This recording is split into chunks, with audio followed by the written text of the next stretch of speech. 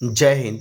Gujarati study and education ચેનલમાં તમારા દરેક મિત્રોનું હાર્દિક સ્વાગત છે. તો આજે આપણે વિડીયોમાં જોશું કે ધોરણ 12 વિષય છે મિત્રો મનોવિજ્ઞાન, અને મનોવિજ્ઞાન વિષયની અંદર જે મિત્રો આપણે માર્ચ 2024નું પેપર છે એ માર્ચ 2024ના પેપરની અંદર કે જે વિભાગ એ અને બી છે એનું આપણે સંપૂર્ણ સોલ્યુશન જોવાના છીએ.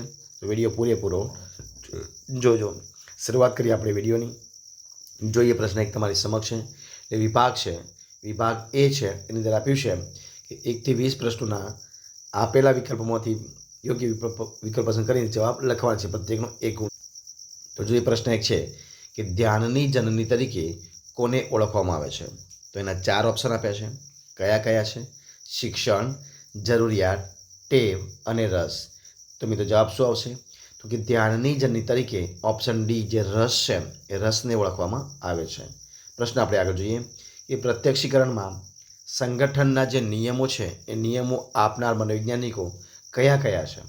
હનિંગ, વોટસન અને વર્ધીમર, ફ્રોઇડ, જેમ્સ વોટ અને કોહલર, વર્ધીમર, કોહલર અને કોપકા, કોપકા, વિલિયમ વુન્ડ અને કોહલર. તો જવાબ શું આવશે? જવાબ છે ઓપ્શન સી, એટલે કે પ્રત્યક્ષીકરણમાં સંગઠનના નિયમો આપના મનોવૈજ્ઞાનિકો છે વર્ધીમર, કોહલર અને કોપકા, એટલે ઓપ્શન સી જવાબ બનશે.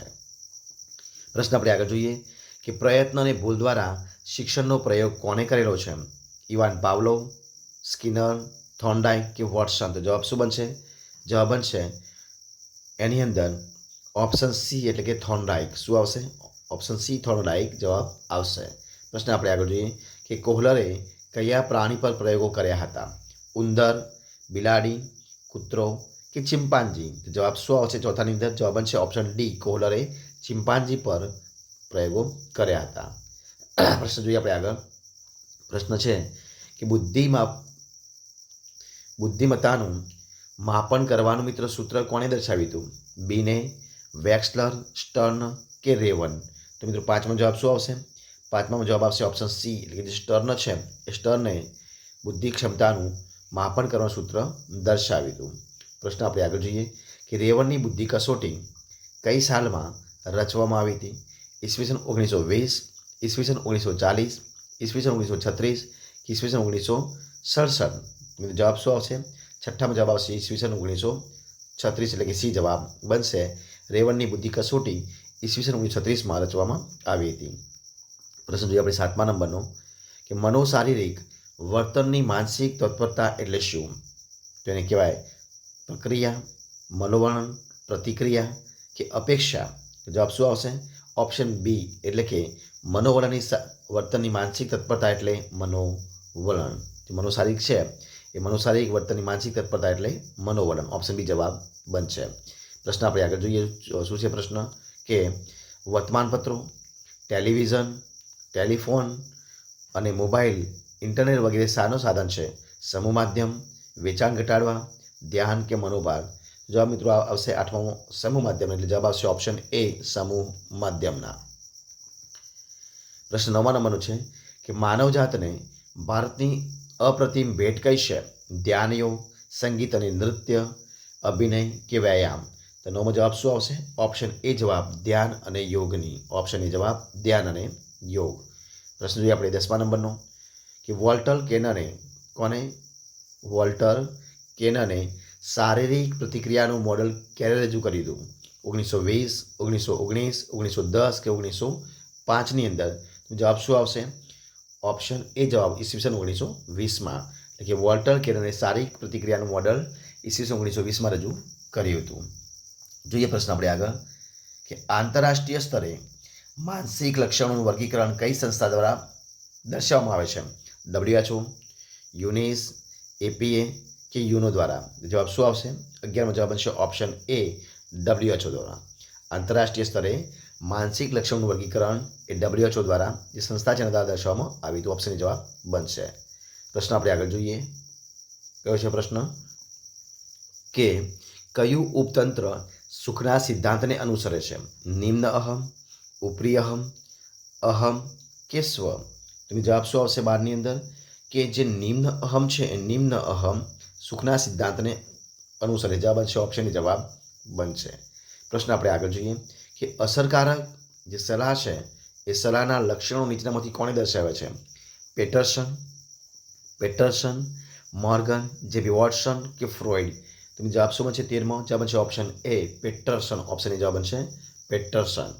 પ્રશ્ન આપણે આગળ જોઈએ કે મહર્ષિ મહેશ યોગી દ્વારા કયા ધ્યાનનો પ્રસાર થયો છે? વિપશ્યના, ભાવાતીત, માઇન્ડફુલ કે લેસ્યા ધ્યાન? તો જવાબ મળશે શું આવશે? 14મો જવાબ બનશે ઓપ્શન બી, ભાવાતીતનો. Option B, ભાવાતીતનો. પ્રશ્ન આપણે આગળ જોઈએ કે હવાના પ્રદૂષણને લીધે કઈ બીમારીનું પ્રમાણ વધુ જોવા મળે છે? કેન્સર, શ્વસનતંત્રના રોગો, ચામડીના રોગો કે એબીસી તમામ? તો 15મો જવાબ શું આવશે? 15મો જવાબ આવશે ઓપ્શન બી, શ્વસનતંત્રના રોગો. હવાના પ્રદૂષણને કારણે શ્વસનતંત્રના રોગોની બીમારીનું પ્રમાણ વધુ જોવા મળે છે. જે પ્રશ્ન આપણે આગળનો, તો પ્રશ્ન છે 16મા નંબરનો કે પર્યાવરણની મોટાભાગની સમસ્યા કેવી છે? કુદરતી, આકસ્મિક, માનવ સર્જિત કે ભૌગોલિક? તમે જવાબ શું 16માં આવશે? માનવ સર્જિત. પર્યાવરણની મોટાભાગની જે સમસ્યાઓ છે એ માનવ સર્જિત છે. જવાબ બનશે ઓપ્શન સી, માનવ સર્જિત. 17મો જવાબ જોઈએ આપણે. શું છે પ્રશ્ન? તો કે 2 અથવા 2થી વધુ વ્યક્તિઓ વચ્ચેની મોઢામોઢની વાતચીત એટલે શું? એને શું કહી શકાય? તો નિરીક્ષણ, સર્વેક્ષણ, મુલાકાત કે પ્રયોગ? તો મિત્રો એને મુલાકાત કહી શકાય. જવાબ બનશે ઓપ્શન સી, મુલાકાત. પ્રશ્ન આપણે આગળ જોઈએ કે જે સાધન દ્વારા વિજ્ઞાપનનો ફેલાવો થાય તે વિજ્ઞાપનને શું કહી શકાય છે? માધ્યમ, બજાર, વસ્તુ કે ગ્રાહક? તો જવાબ શું આવશે મિત્રો? એને કહેવાય માધ્યમ. ઓપ્શન એ જવાબ આવશે, માધ્યમ. જોઈએ પ્રશ્ન આપણે આગળ. શું છે પ્રશ્ન? કે વિધાયક મનોવિજ્ઞાન એ લાંબો ઇતિહાસ અને ટૂંકો ભૂતકાળ ધરાવે છે એવું કોણે નોંધ્યું હતું? તો સેલિંગમેન, મેસ્લો, પીટરસન કે રોજર્સ? જવાબ બનશે ઓપ્શન સી, પીટરસન. કોણ નોંધ્યું? ઓપ્શન સી જવાબ હશે પીટરસન. પ્રશ્ન આપણે આગળ જોઈએ કે બિન શાબ્દિક સંકેતોને પારખવામાં કોણ વધુ કુશળ જોવા મળે છે? સ્ત્રીઓ, પુરુષો બંને કુશળ જોવા મળે છે કે કંઈ ન કહી શકાય? મિત્રો બિનશાબ્દિક સંકેતોનો પારખવામાં સૌથી વધારે કુશળ હોય તો એ મહિલાઓ છે, એટલે કે જે સ્ત્રીઓ છે. જવાબ આવશે ઓપ્શન એ જવાબ બનશે. આપણે જોઈએ આપણે વિભાગ બી જોઈએ આપણે. તો વિભાગ બીની અંદર જોવા શું આવશે? તો વિભાગ બીમાં આપ્યું છે કે એક વાક્યમાં ઉત્તર આપવાના છે. તો અહીં આપ્યું છે કે પ્રત્યક્ષીકરણમાં સામૂહિકના નિયમો મનોવિજ્ઞાનના કયા સંપ્રદાય આપ્યા છે? તો 21માં આવશે શું જવાબ આવશે? 21માં આવશે સમષ્ટિવાદી કયો આવશે? સમષ્ટિવાદી જે સંપ્રદાય છે એ સંપ્રદાય જવાબ આવશે. સંપ્રદાય આપણે એવું કહી શકીએ, સમષ્ટિવાદી સંપ્રદાય. જોઈએ પ્રશ્ન આગળ કે સીટી મોર્ગને આપેલ શિક્ષણની વ્યાખ્યા આપવાની છે. તો હું બોલું છું, તમે ફટાફટ લખી લેજો. તો સીટી મોર્ગનની વ્યાખ્યા આપેલી છે કે શિક્ષણ એટલે અનુભવ અને પ્રયત્ન કે મહાવરાથી વર્તનમાં થતો માપી શકાય તેવો સાપેક્ષ અને કાયમી ફેરફાર. જોઈએ ફરીથી લખીએ છીએ આપણે કે શિક્ષણ એટલે અનુભવ અને પ્રયત્ન કે મહાવરાથી વર્તનમાં થતો માપી શકાય તેવો સાપેક્ષ કાયમી ફેરફાર. જોઈએ પ્રશ્ન આપણે આગળનો કે પ્રતિભા સંપન્ન બાળકોનો બુદ્ધિઆંક કેટલો હોય છે? તો પ્રતિભા સંપન્ન બાળકોનો બુદ્ધિઆંક હોય છે 130થી વધુ હોય છે. કેટલો હોય છે? 130થી વધુ હોય છે. પ્રશ્ન આપણે આગળ જોઈએ કે મનોવલણ ઘડતરને અસર કરતા 2 ઘટકો કયા કયા છે? તો મિત્રો ટોટલ 4 ઘટકો છે. તો કયા છે? તો પહેલું છે કુટુંબ. કયું છે? પહેલું છે કુટુંબ છે. એના પછી બીજું આપણે લખી શકીએ સામાજિકરણ. શું આવશે? બીજું છે સામાજિકરણ. અને ત્રીજો બનશે, જોઈએ આપણે ફરીથી અહીંયા મિત્રો, જો પહેલું છે કયું છે? તો પહેલું આવશે કુટુંબ. શું આવશે? કુટુંબ. બીજું આવશે સામાજિકરણ. અને ત્રીજા નંબરનું આવશે કયું આવશે? તો પ્રત્યક્ષ અનુભવ. કયું આવશે? પ્રત્યક્ષ અનુભવ. અને ચોથા નંબરનું આવશે કયું છે? સંચાર માધ્યમની અસરો. કયું આવશે? સંચાર માધ્યમની જે અસરો છે જવાબ બનશે. જોઈએ પ્રશ્ન આપણે આગળ. લેજારસે મૂલ્યાંકનને કયા 2 તબક્કામાં વર્ગીકૃત કર્યું છે? તો લેજારસે મિત્રો જે 2 તબક્કાઓ છે એ 2 તબક્કાઓ કયા આવશે? તો પહેલો હશે પ્રાથમિક મૂલ્યાંકન અને બીજું છે દ્વિતીયક. તો જોઈ લઈએ આપણે. પહેલું છે પ્રાથમિક. કયો હશે? પ્રાથમિક મૂલ્યાંકન કયો આવશે? પ્રાથમિક મૂલ્યાંકન, જે આ પહેલા નંબરનો છે. અને બીજો છે એ દ્વિતીયક આવશે. કયો આવશે? દ્વિતીયક મૂલ્યાંકન. દ્વિતીયક મૂલ્યાંકન આ બંને જવાબ આવશે, પ્રાથમિક અને દ્વિતીયક મૂલ્યાંકન. પ્રશ્ન આપણે આગળ જોઈએ કે ADHIની વિકૃતિનું પૂરું નામ શું છે? તો મિત્રો એનું પૂરું નામ છે એટેન્શન ડેફિસિયન્ટ હાઇપરએક્ટિવ ડિસઓર્ડર, એટલે કે ધ્યાન ન્યૂનતા અને અતિ પ્રવૃત્તિશીલતાની વિકૃતિ. એના પછી બોધાત્મક ઉપચાર પદ્ધતિ કોણે આપી છે? તો મિત્રો એ આપી છે આલ્બર્ટ. કોને આપી છે? એ આપી છે આલ્બર્ટ એલિસ. કોને આપી છે? આલ્બર્ટ એલિસ અને એરોન બેકે. કોને આપી છે? એરોન બેકે. કોને આપી છે? આલ્બર્ટ એલિસ અને એરોન બેકે. પ્રશ્ન આપણે આગળ જોઈએ કે જે રેફ્રિજરેટર છે એમાં કયો વાયુ ઉપયોગ આવે છે? તો એમાં આવશે ક્લોરો. કયો આવશે? ક્લોરોફ્લુરો કાર્બન. કયો આવશે? ક્લોરોફ્લુરો કાર્બન. પ્રશ્ન આપણે આગળ જોઈએ કે જરૂરિયાતના ઉચ્ચ પદાનુક્રમ શ્રેણી ક્રમનો સિદ્ધાંત કોણે આપ્યો છે? તો મિત્રો આપ્યો છે ઈસવીસન 1943માં. ક્યારે? ઈસવીસન 1943માં અબ્રાહમ મેસ્લોએ. કોને આપ્યું છે? અબ્રાહમ જે મેસ્લો છે એ અબ્રાહમ મેસ્લોએ શેના માટે આપ્યું છે? તો જે પ્રેરણા છે એ પ્રેરણાની સમજૂતી માટે આપ્યું છે. જે પ્રેરણા છે પ્રેરણાની સમજૂતી માટે એને આપેલો છે. કોને? ઈસવીસન 1943માં અબ્રાહમ મેસ્લોએ પ્રેરણાની સમજૂતી માટે આપેલો છે. એના પછી સુખના પ્રકારો કેટલા છે? તો સુખના બે પ્રકારો છે. પહેલો છે વ્યક્તિલક્ષી સુખ. કયો છે પહેલો? વ્યક્તિલક્ષી જે સુખ છે એ સુખ. અને બીજું છે એ સ્વપ્રગટીકરણ. કયું છે? સ્વપ્રગટીકરણ જે સુખ છે એ સુખની વાત કરવામાં આવી છે. એટલે બે છે.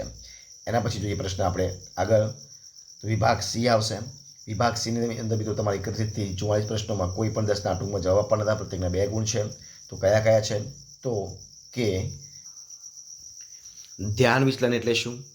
ચિત્રકારો અને નાટ્ય નિર્દેશકો દૂરના અંતર માટે કયા સંકેતનો ઉપયોગ કરે છે અને શા માટે? શિક્ષણની તરાહો જણાવવાની છે. બુદ્ધિનો શાબ્દિક અર્થ જણાવવાનો છે. બી. કુપ્પુસ્વામીની મનોવલણની વ્યાખ્યા આપવાની હતી. એના પછી મનોવલણ પરિવર્તનની રીતો જણાવવાની હતી. અને ત્યારબાદ જે મિત્રો જે WHO છે, WHO આપેલ માનસિક સ્વાસ્થ્યની વ્યાખ્યા આપવાની હતી. રિએપ્ટેક પ્રક્રિયા એટલે શું? ખુલ્લી જગ્યામાં ભયમાં દર્શાવેલ 5 પરિસ્થિતિઓ કઈ કઈ છે? સલાહથી કોને કહી શકાય? ધ્યાનનો અસ્પર્શ કરવાનો હતો. અને ગંદકી કેવી રીતે ફેલાય છે એ સમજાવવાનું હતું. ત્યારબાદ સંસ્થાની વ્યાખ્યા આપવાની હતી. પરણેલા લોકો કોનાથી વધુ સુખી હોય છે? વિભાગ ડીમાં પૂછવામાં આવ્યું છે કે વિભાગ ડીમાં, તો વિભાગ ડી કે આપેલા 45થી 58 પ્રશ્નોમાં કોઈ પણ 10ના મુદ્દાસર જવાબ આપવાના હતા. દરેકના 3 ગુણ છે. તો એમાં આપ્યું છે કે વિક્રાત્મક આકૃતિ એટલે શું એની સમજૂતી આપવાની હતી. અનુકરણાત્મક શિક્ષણને ઉદાહરણ આપી સમજૂતી આપવાની હતી. માનસિક વય કઈ રીતે ગણવામાં આવે છે એ સમજાવવાનું હતું. પ્રતિભા સંપન્નના લક્ષણો વર્ણવવાના હતા. મનોવલણો જન્મજાત નહીં પરંતુ સંપાદિત છે એ સમજાવવાનું હતું.